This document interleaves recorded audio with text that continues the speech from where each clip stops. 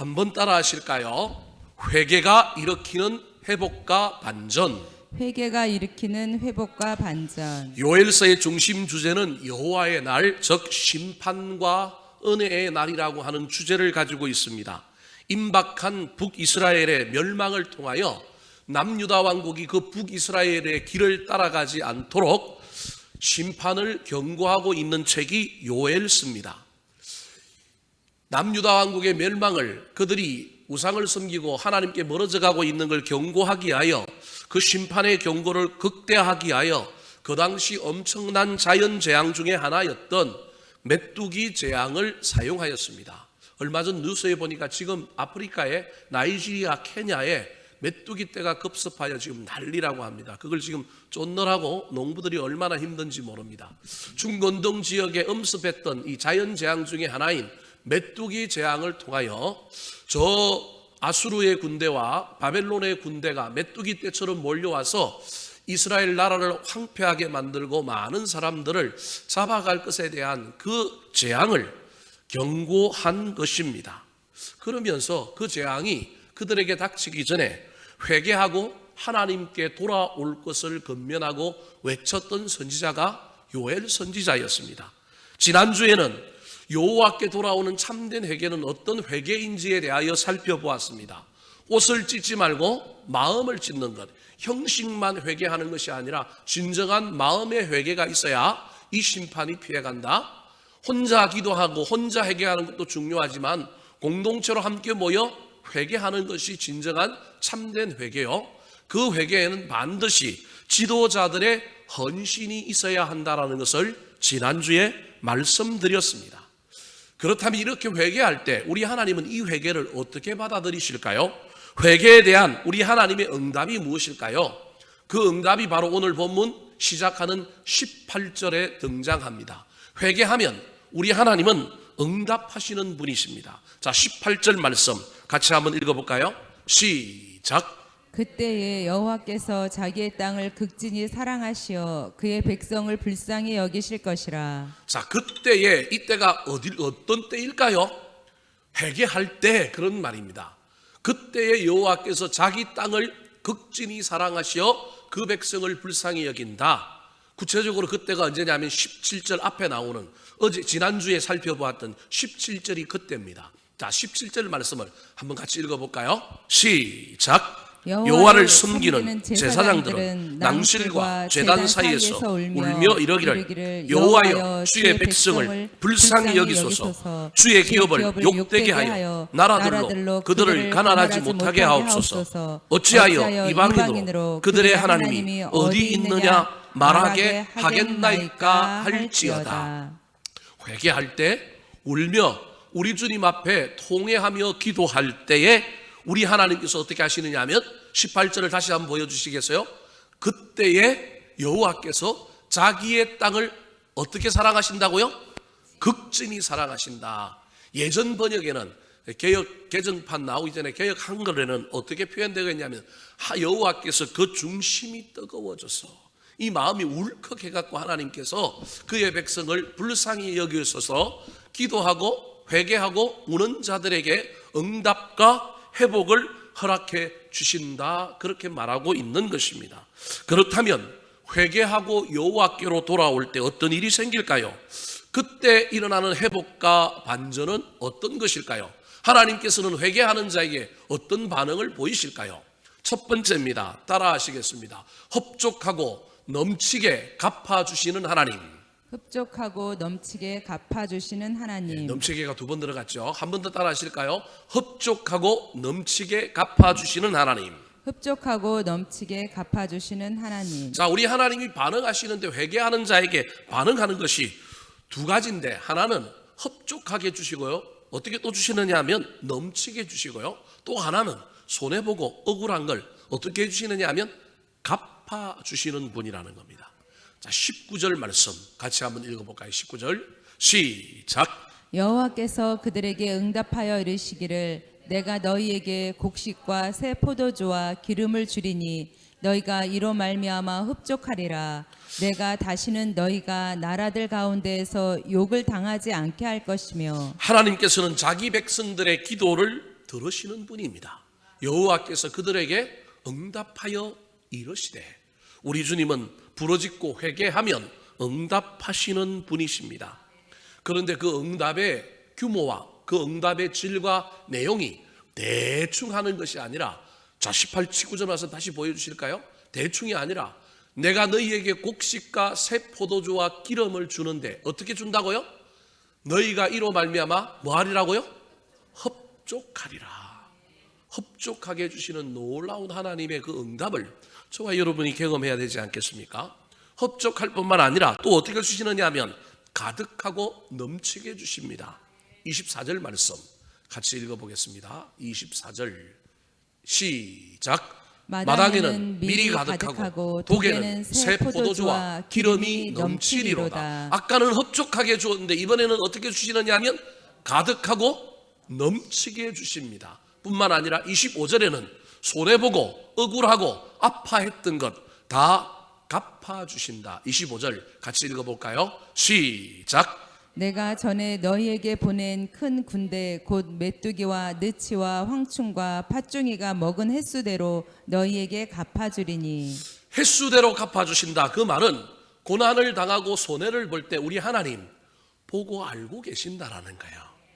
보지 않고 알지 못하는데 어떻게 갚아주십니까? 빚쟁이들이 와갖고 빚 내놔라 그러면 그게 얼마나 어려운지 몰라요. 저희 매형이 얼마 전에 돌아가셨는데 우리 매형이 죽고 나니까 형수에게 찾아온 빚이 얼마냐면 80억이에요. 80억. 우리 누나가 80억의 빚을 떠안는 거예요. 매형이 옛날에 수산업 산업을 크게 했는데 한번 말아먹고 난 다음에 신용불량자가 되니까 누구 이름으로 또 사업을 일으킨 거예요. 누님 이름으로 사업을 다 일으켰는데 전부 부도가 나고 암 걸려서 투병하다가 돌아가셨는데 누나에게 빚이 몇 억이 왔느냐면 80억이 온 거예요. 그래서 상속 포기하고 뭐 법정으로 뭐 전부 들어가서 전부 이렇게 다 했는데도 불구하고 이제 단감을 받았고 뭐 자기가 감당해야 될 거 감당했는데도 불구하고 나중에 모르는 빚이 또 나오는 거예요. 80억 말고도 모르는 빚이.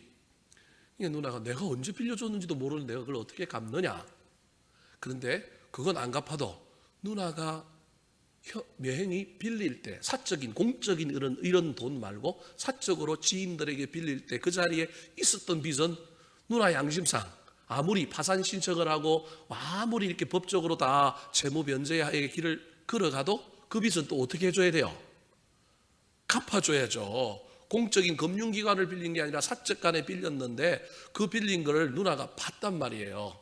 그러니까 이제 그 빚은 갚겠다라는 거예요. 그래서 요즘 저희 누나가 사실은 장애 5급이고 다리가 불편하신데도 불구하고 요양보호사를 하는데 몇 탕을 뛰느냐면 3탕을 뛰어요. 엊그제 제가 어버이날이라서 부모님 돌아가셨으니까 누나한테 전화하고 어떻게 지내느냐, 매형 돌아가시고 어떻게 얼마나 적적하냐 물었더니 자기 너무 좋대요. 병구안 해야 되는데 안 하니까 너무 좋은데 요즘 어르신들 찾아다니면서 요양보호사 하는데 3탕 뛰는데 그게 불편하지는 않고 재밌대요. 그거 해가지고 자기가 자기 눈으로 볼 때 이렇게 빌려준 건 자기가 뭐 하겠다고요? 갚겠다. 그래서 마음이 짠하더라고요. 그런데도 목소리는 너무 좋아서 하여튼 열심히 사시라고 그렇게 인사하고 마무리를 했는데 제가 좀 도와주면 좋겠는데 저도 도와줄 길이 없으니까 그럼에도 불구하고 채무 변제는 다 받았지만 개인적으로 아는 빚은 갚아주겠다라는 거예요. 자기가. 그럼 모르는 분 갚아줄 수 있을까요? 없을까요? 못 갚지요. 내가 본 적도 없는데 그 빚을 어떻게 갚아요? 근데 내가 알고 내가 본 건 갚겠다라는 거예요. 오늘 하나님께서 그렇게 얘기하고 있는 거예요. 너희들이 고난당하고 너희들이 억울한 일을 당하고 너희들이 힘들 때 내가 그걸 봤다라는 거예요. 본 건 내가 어떻게 해주시겠다고요? 갚아주신다. 여러분 억울하십니까? 힘든 일이 있으십니까? 회개하고 우리 주님께 부르짖음으로 말미암아 흡족하고 가득하고 넘치게 해주시는 것뿐만 아니라 우리 하나님께서 갚아주시는 놀라운 은혜를 저와 여러분의 인생 가운데 경험하게 되기를 우리 구주 예수 그리스도의 이름으로 축원합니다. 두 번째, 회개하는 자에게, 회개가 일으키는 반전과 회복, 회개하는 자에게 우리 하나님께서는 어떻게 반응하실까요? 따라 하시겠습니다. 큰 일을 행하시는 하나님. 큰 일을 행하시는 하나님. 자, 물질적으로 갚아주실 뿐만 아니라 우리 하나님께서 오늘 본문에 보면 큰 일을 행하신다고 이야기하셨는데 그 큰 일도 두 가지 성격입니다. 하나는 대적으로부터 보호해 주시고 대적과 싸움에서 이기게 해주신다라는 겁니다. 자, 20절 말씀 같이 한번 읽어볼까요? 20절 시작. 내가 북쪽 군대를 너희에게서 멀리 떠나게 하여 메마르고 적막한 땅으로 쫓아내리니 그 앞에 부대는 동해로 그 뒤에 부대는 서해로 들어갈 것이라. 상한 냄새가 일어나고 악취가 오르리니 이는 큰 일을 행하였음이니라 하시리라. 저 북쪽 군대가 어떤 군대냐면 아수르를 의미합니다. 여러분, 아수르가 북이스라엘을 점령했으면 그 다음에 어디를 점령해야 돼요? 남유다를 점령해야 돼요. 여러분, 전쟁을 한번 일으킨다는 건 힘든 일이기 때문에 이미 일으킨 전쟁, 남쪽으로 침략하는 전쟁을 일으켰으면 같이 그 전쟁 속에 다른 땅도 같이 먹어야 그게 효율적이고 그게 옳습니다. 다시 돌아가서 또 다시 전쟁을 준비하려면 전쟁은 적군도 죽지만 아군도 죽어요. 우리 내부에도 피곤함이 넘치고 어려움이 넘쳐서 하지 말자 이런 문제가 생기고요. 또 여러 가지 어려움이 생기기 때문에 이왕 시작한 전쟁은 끝까지 밀어붙이는 게 옳습니다. 근데 아수르가 북이스라엘을 점령하고 난 다음에 당연히 어디를 점령해야 돼요? 남유다 왕국을 밀고 와야 되는데요. 여러분, 이때 아수르가 남유다 왕국 못 밀고 내려옵니다. 722년에 북이스라엘이 멸망당했는데 남유다 왕국은 576년에 망해요. 그러니까 130몇 년을 버텼단 말이에요. 그것도 나라가 바뀌어서 다른 나라, 바벨론이라고 하는 나라에 망하는 거예요. 이게 하나님의 역사라는 거예요. 풍전등화의 위기 속에서 북이스라엘 멸망시킨 아수르가 남유다 왕국도 멸망을 시켜야 되는데 남유다 왕국의 기도하는 소리를 들으시고 하나님께서 저 북쪽 군대를 너희에게 멀리 떠나 다른 곳으로 가게 했다라는 거예요. 요게 중건동 지역의 전쟁의 역사하고 관련이 있습니다. 아수르가 남유다 왕국을 점령해야 되는데 북이스라엘 점령하고 난 다음에 저 지중해 연안에 지중해 바다 쪽으로 나가고 싶은 욕심 때문에 지중해 연안에 작은 나라였던 시돈, 두로 이런 나라들을 점령합니다. 그때 갑자기 아수르 북쪽에 있는 신흥 국가였던 누가 일어나느냐 하면 바벨론이 일어나는 거예요.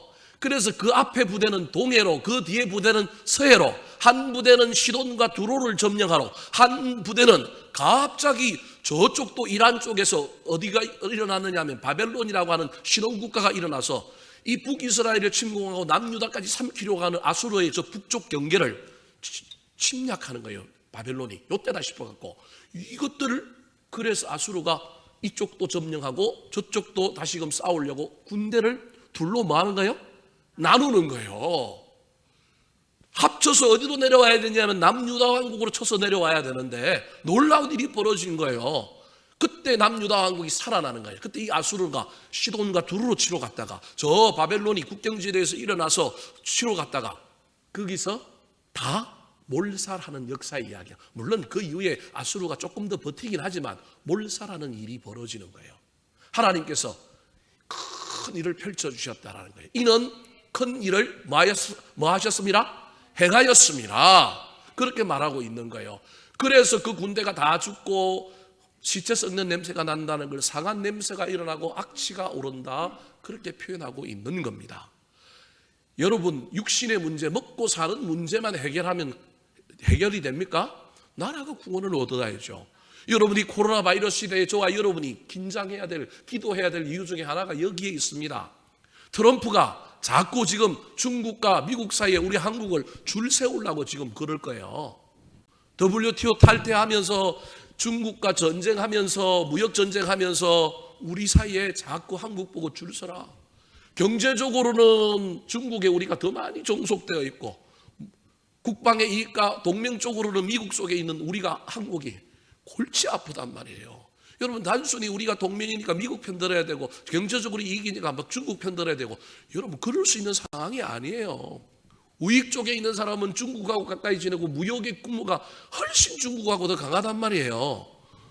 그러니까 중국하고 친하게 지내면 또 막 간첩이라 그러고 막 용공이라 그러고 막 이상하다 그러고 막 그럴 거고, 미국 편 들면 중국이 그냥 또 수출을 길을 딱 닫아버리면요, 미국이 수출을 닫는 보다 지금 중국이 수출을 닫아버리면 우리나라 경제가 더 휘청휘청거릴 거란 말이에요. 여러분, 이런 위기가 우리나라에 올 거라니까요. 트럼프가 조금만 마음이 상해가지고 저 대만과 중국 사이에 해협에 군함 파견해갖고 여러분 자기는 상관없으니까 대만하고 중국하고 전쟁하게 만들어 봐요. 그러면 세계가 난리 나는 거예요. 제가 지난번에 설교했잖아요. 전염병 다음에 뭐가 온다고요? 기근이 오고 기근 다음에 뭐가 온다고요? 칼이 온다니까요. 여러분, 이 칼이 나타나지 않도록 우리가 기도해야 되는 거예요. 우리가 회개해야 되는 거예요. 믿는 자들이. 세상 사람들은 잘 모르고 막 세상에 이상한 사람들은 뭐 게이 클럽을 가고 거기서 무슨 일이 벌어지고 막 이러더라도 우리는 깨어서 하나님 앞에 믿는 자들은 뭐 해야 되냐면 기도해야 되는 거예요. 지금 상황이 얼마나 엄중한 상황인지 몰라요. 우리나라는 코로나를 잘 극복하고 얼마 전에 우리나라 KDI라고 우리나라 경제를 연구하는 우리나라 그 단체에서 우리는 마이너스로 떨어지지 않고 0.2% 그래도 플러스 될 거다. 다른 세계 기관들은 전부 마이너스 된다고 예언했는데도 불구하고 예측했는데도 다른 나라보다 우리는 경제가 훨씬 더 좋다라는 걸 의미하는 거예요. 국가가 재난지원금 뭐 잘했든지 못했든지 풀어갖고 그래도 조금 경제가 그래도 조금 살아나는 기미가 살살살 보이잖아요. 근데 이거 갖고는 안 될 거고요. 수출길이 열려야 된단 말이에요. 그런데 전쟁이 일어나고 문제가 생기면 여러분 이게 얼마나 힘들어요. 우리가 먹고 사는 문제 하나님께서 흡족하게 주시고 하나님께서 넘치도록 주시고 갚아주시는 개인의 문제를 넘어서서 나라가 뭐 해야 되느냐 하면 승리해야 됩니다. 나라가 승리하도록 저와 여러분이 회개해서 기도함으로 말미암아 전쟁이 일어나지 않고 세계에 놀라운 일들이 일어나서 다시금 오고 가고 소통하고 우리가 수출 주도형 국가이기 때문에 세계가 막히면 우리도 문제가 생기는 거예요. 그래서 이 나라가 대적으로부터 승리할 수 있도록 우리 하나님께 저와 여러분이 기도해야 하지 않겠습니까? 뿐만 아니라 교회가 수치를 당하지 않고 하나님 영광을 높이는 존재가 되어야 되지 않겠습니까? 26절 말씀 같이 읽어볼까요? 26절 시작. 너희는 먹되 풍족히 먹고 너희에게 놀라운 일을 행하신 너희 하나님 여호와의 이름을 찬송할 것이라. 내 백성이 영원히 수치를 당하지 아니하리로다. 내 백성이 영원히 수치를 당하지 아니하리로다. 먹고 풍족한 것을 넘어서서 하나님 영광을 가리는 존재가 아니라 하나님께 영광스럽게 하는 17절에 보니까 앞전에 뭐라고 얘기했느냐 하면 수치를 당하는 놀라운 이야기가 나오는 거예요. 회개하지 않음으로 말미암아 수치를 당하는 그 이야기들 속에 하나님이 어디 있냐? 세상 사람들이 하는 이런 이야기가 나오면 안 되니까 회개한 거예요. 그러므로 말미암아 회개함으로 하나님께 더 영광을 받는 이 코로나 위기 가운데서도 우리 믿음의 공동체가 교회가 사라지고 위기를 겪고 어려움을 겪는 이 상황 속에 있지만 그럼에도 불구하고 살아남고 견디고 더 강해져서 질적으로 더 우리 하나님 앞에 아름다워짐으로 말미암아 세상의 소망이 되고 희망이 되는 놀라운 역사가 나타나기를 축복합니다. 얼마나 그 수치를 당하는 일이 우리 하나님 싫어하시느냐 하면 하나님 자기 백성 자기 교회가 오염되고 세상 사람들로부터 지탄을 받는 걸 얼마나 싫어하시는지 수치를 당하지 않게 한다는 말을 2번이나 반복합니다. 26절 다음에 27절에도 그 얘기가 등장합니다. 같이 한번 읽어볼까요? 시작. 그런즉 내가 이스라엘 가운데 있어 너희 하나님 여호와가 되고 다른 이가 없는 줄을 너희가 알 것이라. 내 백성이 영원히 수치를 당하지 아니하리로다. 나라를 다시 세워주시고 교회를 다시 세워주시는 큰 일을 행하시는 그 놀라운 하나님을 능력을 믿고 저와 여러분이 주님 앞에 교회가 주님 앞에 깨어 회개하고 기도함으로 이 일들이 일어나는 것을 보는 이 시대의 주인공들이 되기를 예수님의 이름으로 축원합니다. 마지막으로 하나님께서 회개하는 자에게 어떻게 반응하실까요? 회개가 일으키는 회복과 반전은 어떤 것일까요? 따라 하시겠습니다. 기쁨과 찬송의 회복을 주시는 하나님. 기쁨과 찬송의 회복을 주시는 하나님. 자, 개인적인 하나님이 주시는 복을 받아서 흡족하고 넘치고 갚아주시는 놀라운 은혜를 입었고요. 나라는 승리하고 교회는 영광스럽게 되는 놀라운 역사가 회개를 통하여 일어납니다. 그런데 더 나아가서 우리 각자 신앙인들 마음속에 영적인 부흥, 내면의 은혜의 부흥이 일어나는 것이 회개를 통하여 일어나는 겁니다. 그래서 오늘 본문 다음에 그 유명한 우리가 부르는 복음성가 마지막 날에라고 하는 그 내용이 나오는 이유 중에 하나가 회개는 반드시 무엇으로 이어지느냐 하면 영적인 부흥으로 이어지는 거예요. 영적인 부흥, 성령의 놀라운 역사는 반드시 그 앞에 회개를 전제로 합니다. 회개하면 하나님께서 우리 내면에 놀라운 은혜를 부어주시고 은혜의 회복, 영성의 회복을 주실 뿐만 아니라 그 은혜와 영성의 회복이 개인을 넘어서 공동체적으로 부어지는 놀라운 역사가 일어난다는 겁니다. 오늘은 개인적인 영적인 부흥에 대한 그 역사를 우리 하나님께서 회개하는 자에게 일으켜 주신다는 겁니다. 회개하지 않음으로 말미암아 하나님께 징계를 받아서 타락하고 하나님의 징계가 이 세상에 미쳤는데 그건 인간이 잘못함으로 그런 일이 일어났지만 인간에게만 하나님의 징계가 임한 게 아니라 어디에도 임했느냐 하면 자연 만물 동물들에게까지 임한 거예요. 그런데 인간이 회복하면, 인간이 회개하면 그 놀라운 하나님의 은혜와 회복도 인간에게만 임하는 것이 아니라 어디에도 임하는 거예요? 전 지구적으로도 임하는 거예요. 그 얘기가 몇 절이냐면 21절, 22절, 23절이에요. 자, 21절에는 땅이여 그렇게 부르며 시작하는 거예요. 22절에는 덜 짐승들아 그렇게 부르며 시작해요. 23절에는 시온의 자녀들아 회개함으로 말미암아 땅에도 회복을 주고 덜 짐승들에게도 회복을 주고 그 다음에 시온의 자녀들 하나님의 백성들의 영적인 회복 내면에 은혜를 부어주시는 놀라운 전지구적인 통전적인 하나님의 회복의 역사를 일으켜 주신다는 거예요. 자, 자연과 땅은 냅두고 일단 우리 인간에게 우리 믿는 자들에게 주시는 그 놀라운 하나님의 은혜의 회복이 어떤 건지를 볼까요? 자, 23절 말씀 같이 읽어보겠습니다. 시작. 시온의 자녀들아 너희는 너희 하나님 여호와로 말미암아 기뻐하며 즐거워할지어다. 그가 너희를 위하여 비를 내리시되 이른 비를 너희에게 적당하게 주시리니 이른 비와 늦은 비가 예전과 같을 것이라. 자, 시온의 자녀들아 그러면서 하나님께서 어떤 영적인 회복을 주실 것인지를 설명하고 있는 거예요. 회개하면 우리가 육신적으로 흡족히 받고 넘치고 뿐만 아니라 갚아주시는 은혜를 우리가 기억할 뿐만 아니라 공동체적으로 나라는 승리하고 교회는 영광스러워질 뿐만 아니라 세 번째로 우리 개인에게는 하나님께서 내면의 은혜를 더하여 주시어서 우리 영혼이 여호와로 말미암아 뭐 한다고요? 기뻐하고 즐거워한다라는 거예요. 여러분 신앙생활에서 그래서 기쁨과 즐거움이 없이 그냥 맹숭맹숭 대충대충 그럭저럭 신앙생활하는 건 너무 안타까운 거예요. 신앙생활할 때 회개로 말미암아 하나님께서 은혜를 부어주시면 우리 삶 속에 뭐가 넘치느냐 하면 예수 믿는 기쁨, 그 은혜가 즐거움이 넘친다라는 거예요.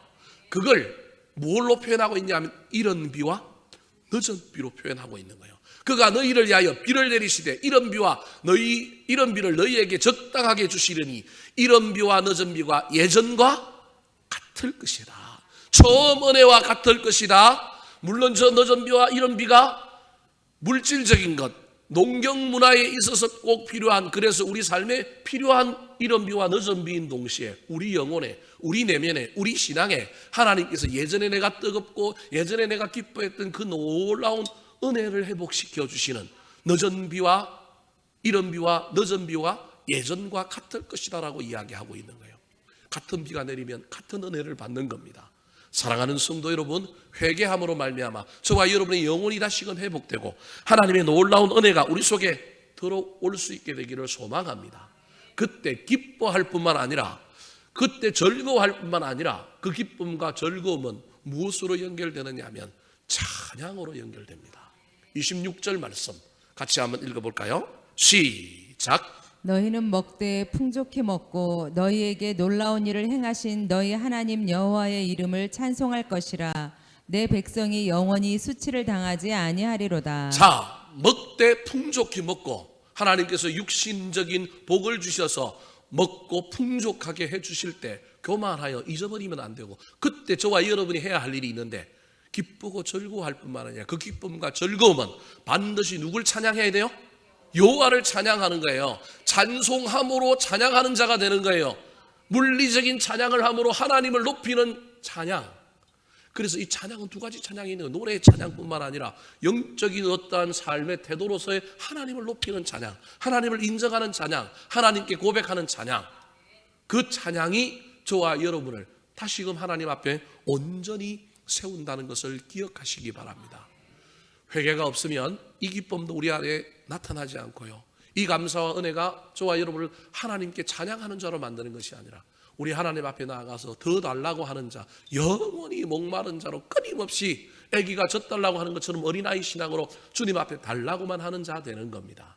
그런데 회개로 말미암아 저와 여러분에게 은혜가 부어지면 하나님을 기쁘시게 하고 하나님을 높이고 우리 하나님께 받은 은혜를 감사함으로 말미암아 하나님을 하나님이라, 주를 주라 인정하는 놀라운 역사가 나타나고 그 신앙 속에 더 깊이 부어주시는 하나님의 놀라운 은혜로 말미암아 우리의 신앙이 기쁘고 즐겁다는 것입니다. 사랑하는 성도 여러분, 저와 여러분의 삶 속에 이 위기 가운데 우리 교회가, 공동체가 이 놀라운 은혜를 경험했으면 좋겠습니다. 이 땅에 벌어진 이 문제가 단순히 그 어떤 사람들 또 어떤 일들을 통하여 일어난 문제가 아니라 우리의 죄라고, 우리가 온전히 살지 못해서 벌어진 일이라고, 우리가 책임을 다하지 못하고 우리가 더욱 하나님을 열심히 섬기지 못하여 일어난 일이라고 저와 여러분이 다시금 겸손하게 회개의 자리로 돌아가 그 회개의 문이 열어주는 놀라운 은혜를 경험하게 되기를 우리 구주 예수 그리스도의 이름으로 축원합니다. 한번 따라 하실까요? 회개가 일으키는 회복과 반전, 회개가 일으키는 회복과 반전, 흡족하고 넘치게 갚아주시는 하나님, 흡족하고 넘치게 갚아주시는 하나님,